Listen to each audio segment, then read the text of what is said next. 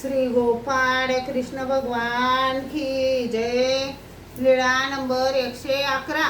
5 लाडूचा स्वीकार। घोगर गावीच्या स्त्रियांचे गुरु सराड्याला होते। त्यांचे नाव नृसिंह भारती।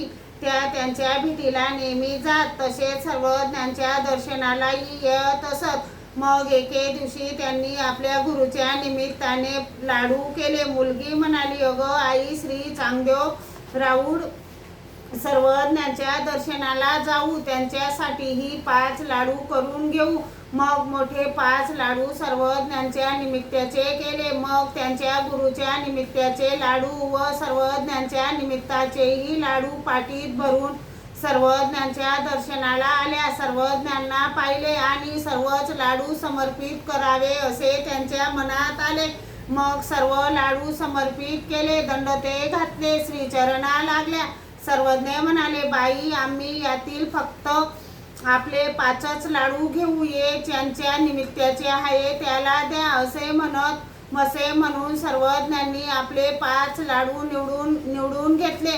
त्यांना मोठे आश्चर्य वाटले। आम्ही घरी यांच्यासाठी 5 लाडू निराळे केले, ते सर्वज्ञांनी येथे कसे ओळखले? मग असे आश्चर्य करू लागल्या। मग त्या सराड्याला गेल्या। नृसिंह भारती बाहेरच बसलेले होते। लाडू भरलेली पाटी पुढे ठेवली। मग मागची सर्व हकीकत त्यांना सांगितली। ते रागात म्हणाले, अशा आहात तुम्ही तर मग जा ना त्यांच्या जवळ।